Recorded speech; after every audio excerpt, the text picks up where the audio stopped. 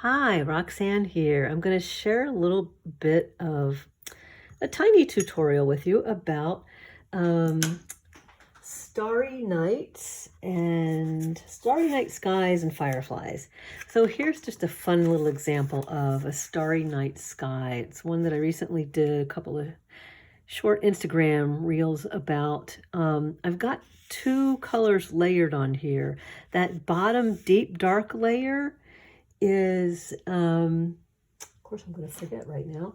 It's indigo. So I've got a little bit of indigo here. And then I've floated on top of this some cerulean blue, which is opaque.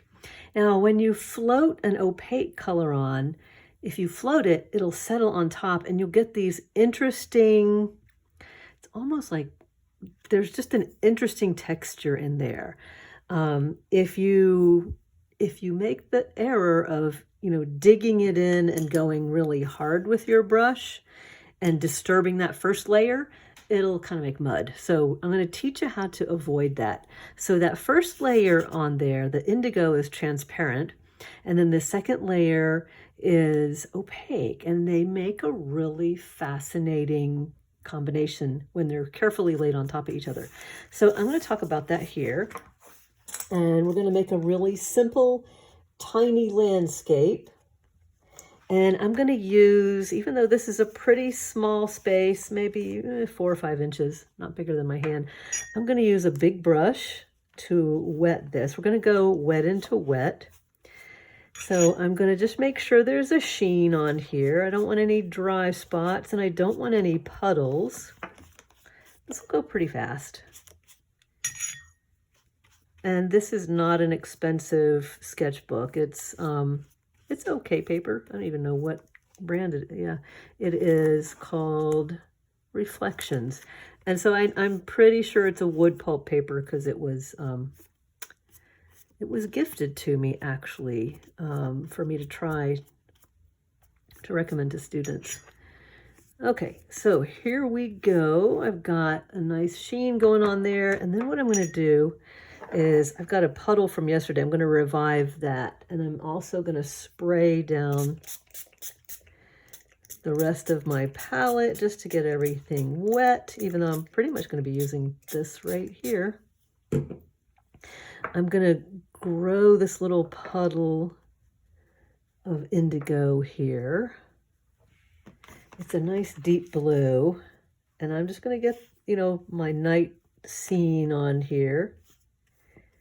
And we can kind of change and make this up as we go. Or maybe we'll add a little landscape.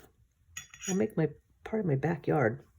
All right, so this first layer that I've got on here, that's, it looks dark at first, but as it starts to dry, remember watercolor is going to dry maybe 10 to 20% later.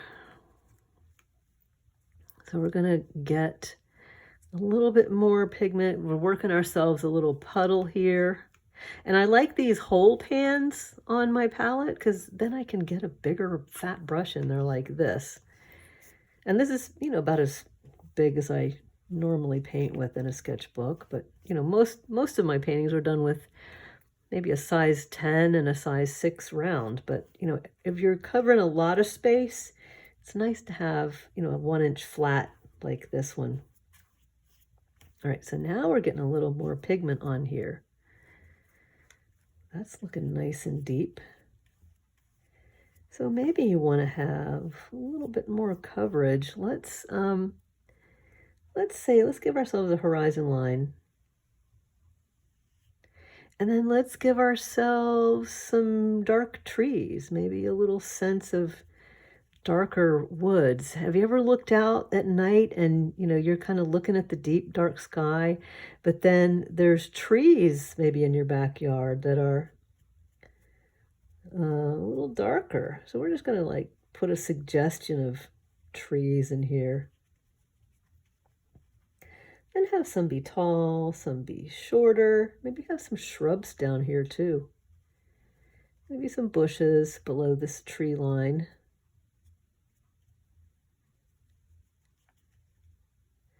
And maybe there's a couple other plants in the yard. So maybe you've got some deeper things in the foreground.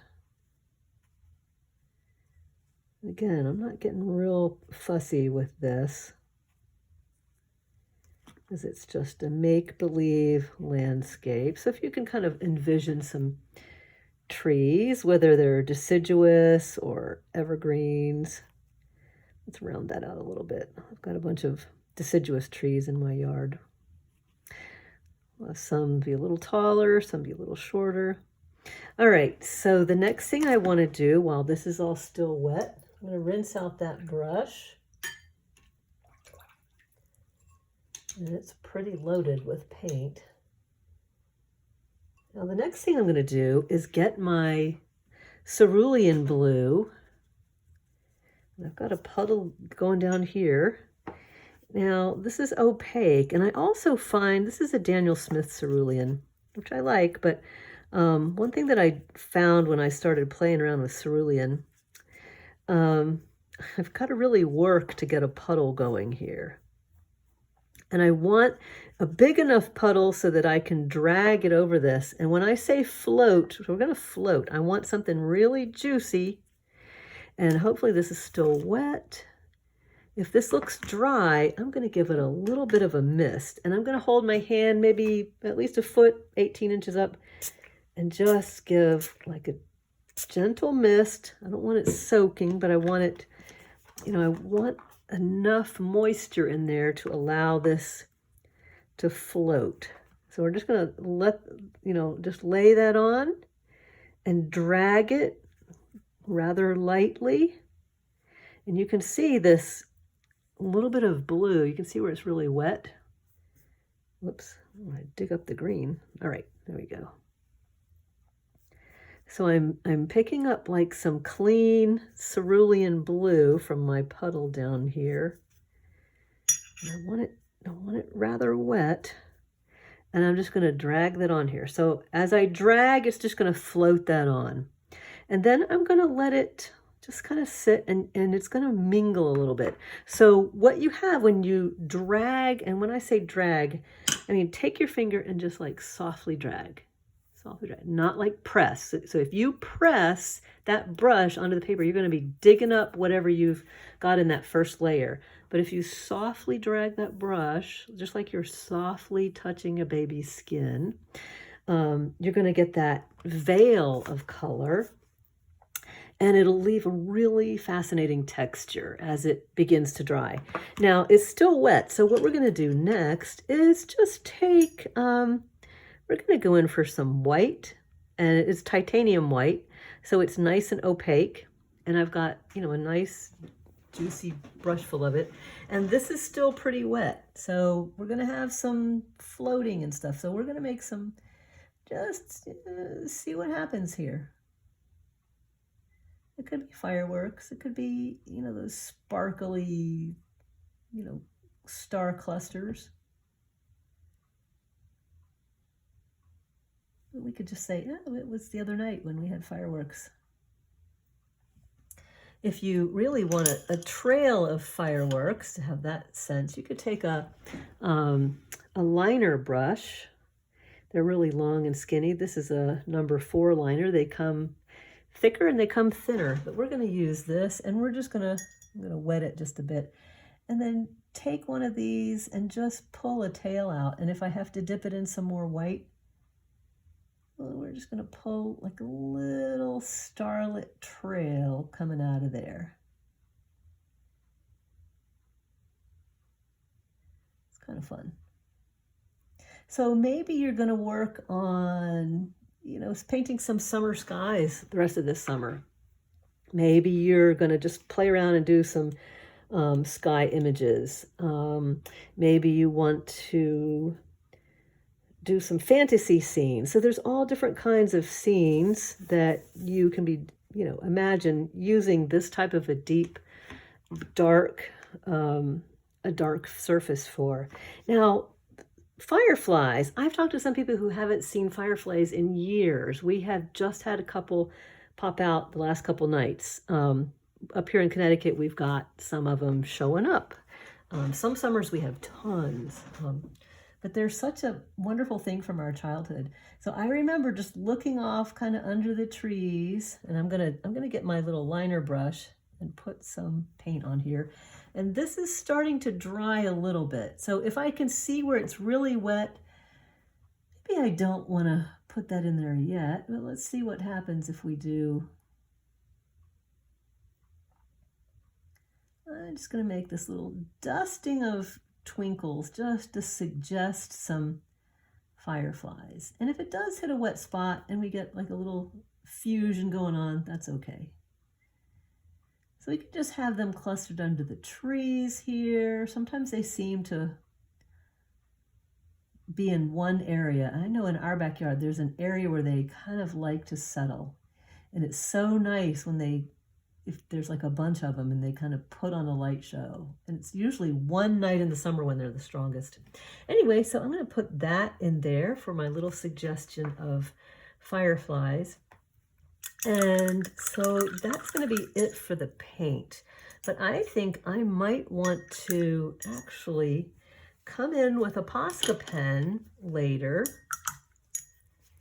And I'm going to dry this off a little bit. I've got, it looks like a hair dryer, but it's actually a craft dryer. And rather than blowing tons of air, it makes just high heat. So high heat at a low level, which I had come across another watercolorist who has one of these tools. And I thought, oh, come on, how different could it be? But, she swore it was really different. And I thought, well, I'll give it a try. And by golly, yeah, I kind of like it because it doesn't blow your paint surface off and make weird edges. I like this because it just puts out, a lot of heat and not not a big force of air. So anyway, that is starting to get dry enough. I'm going to take my little Posca pens. They look like that. Some of them are a pin skinny nib like that. Some have a little bit, bigger nib like that. And they also come in different colors, like blues and golds and silvers and you name it. There's just all different kinds. So I've got a little test scrap paper under here that I always like to test my markers, because sometimes if you haven't used it in a while, or even if you have, you can press down and suddenly a blob comes out. So I like to kind of know what shape my marker's in. Just test it there. So I might put a little starry, just a little, it looks like a little cross, just a little twinkle, maybe a couple of extra random dots of additional stars. And the key word here is random. I think as humans, we're wired for symmetry, and getting these little random sparkly dots can be a challenge sometimes. I won't kid you there. Okay, let's put a few more in here. And now let's just kind of jazz up some of these little firefly possibilities. I'm going to do the same thing and try to have some random little sparkles. And of course, I'm using this white pen. Sometimes I think they have kind of, personally, I think they kind of have a warm light sort of on the gold end. So I'm going to use this gold pen and I'm going to test it first. And then just add a couple of gold dots in here just to sort of warm up this area. Maybe put a couple in the sky. Why not? Balance out my colors here. And maybe even have some blue light to just represent cool light.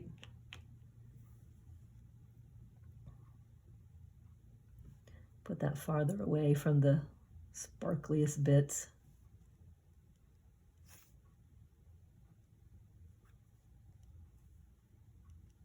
And there you go. So a little bit of summer skies or nighttime skies and fireflies. It's very simple, quick little practice session and lots of fun. So you can just do any number of iterations with this. And you know, I always tell myself when I'm playing like this, never expect perfection. These little snippets are just to discover how your paint lays with each other, especially when you're layering your opaques over some transparent colors. Give that a try. It can make just a beautiful surface. I'm seeing this nighttime sky really fascinating. So anyway, have fun. Happy painting. We'll see you soon. Thanks. And if you like this, give it a thumbs up on my YouTube channel. See ya. Thanks.